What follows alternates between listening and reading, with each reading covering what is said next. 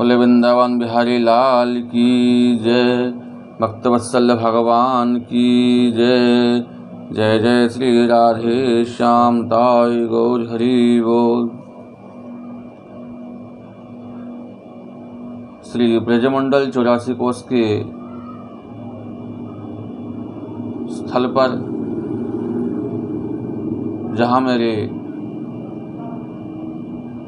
प्राण प्रियतम श्री श्री राधारमण लालजू महाराज के अनन्य दिव्य रसिक भक्त रहकर उनकी दिव्य लीलाओं के दर्शन का आनंद लेते हैं, ऐसे दिव्य दिव्य भक्त हैं इस ब्रज में। उन्हीं ब्रज के भक्तों में एक भक्त हैं श्री श्री गौरदास बाबा जी महाराज। आइए आज हम श्री गौरदास बाबा जी महाराज के जीवन चरित्र कथा का श्रवण करेंगे। सन 1853 के आसपास नंदग्राम में पावन सरोवर के तीर पर श्री सनातन गोस्वामी प्रभुपाद की प्राचीन भजन कुटी में श्री गौरदास बाबा भजन क्या करते थे। वे सिद्ध पुरुष थे। नित्य प्रेम सरोवर के निकट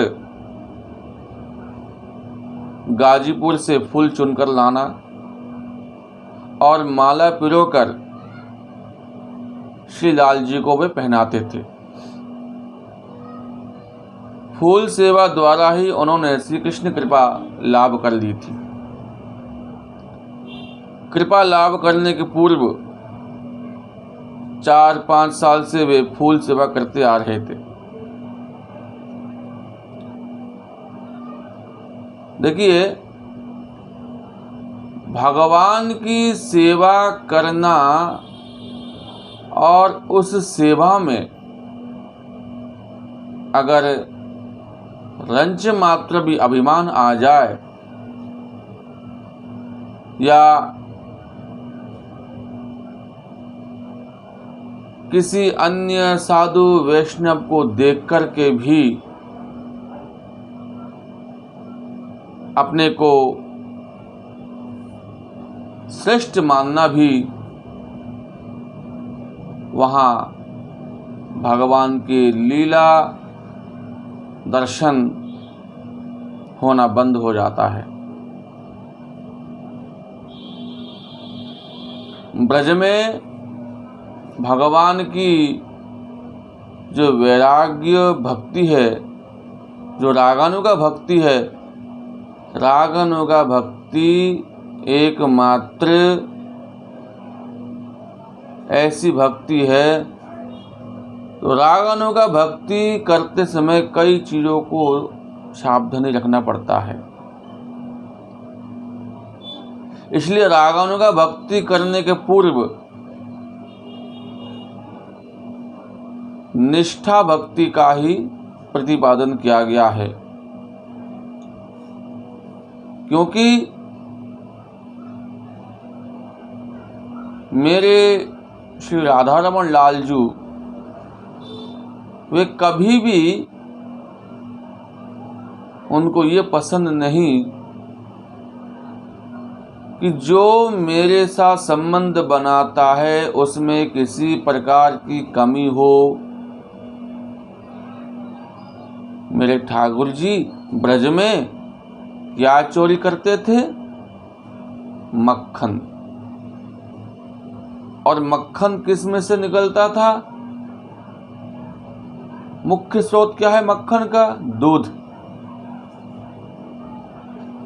तो जब दूध को हम ओटाते हैं, ओटा के ठंडा करते हैं, ठंडा करने के बाद उस दूध में से जो मलाई निकलती है, तो मलाई निकलने के बाद ही उसका अंश निकलता है मक्खन।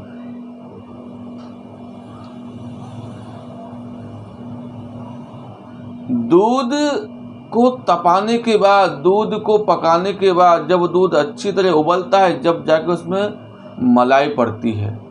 तो ऐसे ही जो भगवान के विरले जो रसिक भक्त हैं, उन रसिक भक्तों को भी मेरे प्राण प्रियतम श्री राधा रमन सरकार जी महाराज ऐसे ही पकाते हैं। किसी प्रकार की जो हमारे पंचभौतिक देह में जो 10 इंद्रियां हैं, 13 महतत्व हैं, इनके विकार में जब कोई वैष्णव, जब कोई ऋषि भक्त नहीं फंसता है, तो ही लाल जी, हमारे प्राण प्रिय श्री राधा रमन लाल जी, उनके ऊपर कृपा बरसाते हैं। तो ये गौरदास बाबा जी नित्य 5 साल से ठाकुर जी की फूल माला की सेवा करते आ रहे हैं। लेकिन एक दिन उनको अभिमान हुआ कि इतने दिन से फूल सेवा में कर रहा हूं, फिर भी लाल जी ने मुझ पर कृपा नहीं की। उनका हृदय बड़ा ही कठिन है। पर वृषभानु नंदिनी के मन प्राण करुणा द्वारा ही गठित है। इतने दिन उनकी सेवा करता तो वे अवश्य कृपा करती। मैं आज बरसा नहीं चला जाऊंगा, यहाँ नहीं रहूंगा। संध्या समय कंथा आदि पीठ पर लाद कर वे बरसाने की ओर चल दिए। जब नंदग्राम से 1 मील दक्षिण की ओर एक मैदान से होकर वे जा रहे थे, तो बहुत से ग्वाल वाल गोचारण कराकर गांव को लौट रहे थे। एक सांवले रंग के सुंदर बालक ने उनसे पूछा, बाबा तू कहाँ जा रहे हो?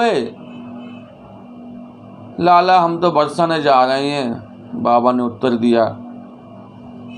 बालक ने रुककर कुछ व्याकुलता से बाबा की ओर निहारते हुए ऊंचे स्वर में कहा, बाबा मत जा। बाबा बोले, ना लाला, मैं 6 वर्ष यहाँ रहा, मुझे कुछ नहीं मिला, अब और यहाँ रहकर मैं क्या करूँगा?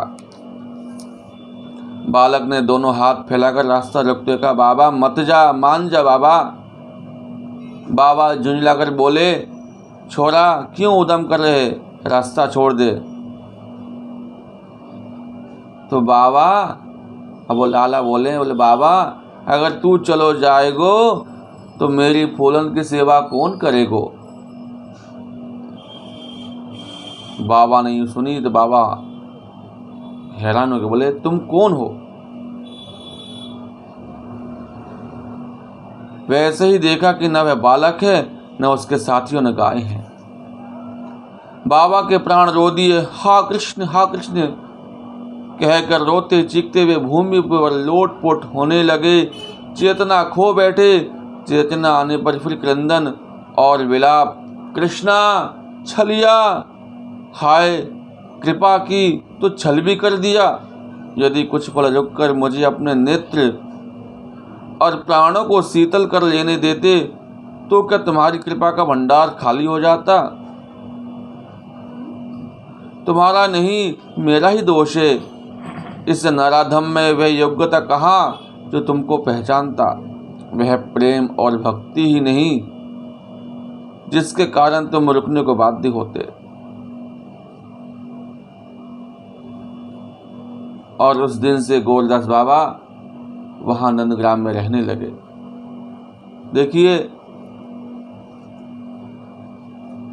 ब्रज में भगवान की जो विशेष करके एकमात्र कृष्ण भगवान को ही रिझाना चाहते हैं तो बड़ा मुश्किल होता है, क्योंकि व्याकरण का शब्द है जो मेरे ठाकुर जी का नाम है कृष्ण। कर्षणेति अणेति तस्मात् उच्यते कृष्ण। क्री धातु से कर्षण,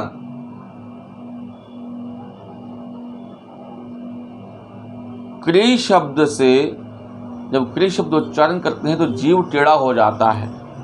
अर्थात क्री शब्द का यह तात्पर्य है कि भगवान के जो क्री शब्द हैं, क्री शब्द से हमारे व भक्तों के, वैष्णवों के हृदय में जाने से पहले जल को स्वच्छ किया जाता है। जैसे जब कोई किसान अपने खेत पे हल से मिट्टी को जोतता है तो आपने देखा होगा उस हल के जो नुकीला अंश है, वह नुकीला अंश जब उस खेती करने वाले भूमि पर पड़ता है तो उस भूमि में पड़े हुए जो भी मिट्टी की गांठ हो या अन्य कोई पुराने जो वृक्ष हैं, पौधे हैं, वो सब निकले आते हैं। अर्थात भगवान का जो प्रथम जो नाम है क्री, तो क्री कर्षण करता है।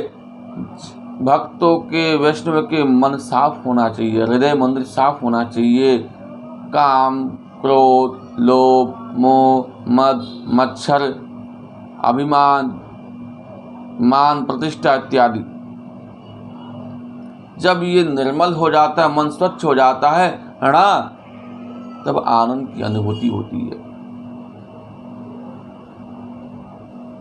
तो भगवान को जो रसिक भक्त हैं, वे रसिक भक्त तभी कहलाते हैं जब उनका मन एक 5 वर्ष की आयु के बालक के जैसा मन पवित्र होता है, निर्मल होता है।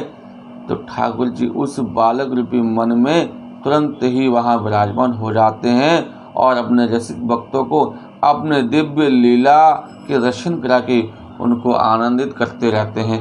बोले वृंदावन बिहारी लाल की जय, भक्तवत्सल भगवान की जय।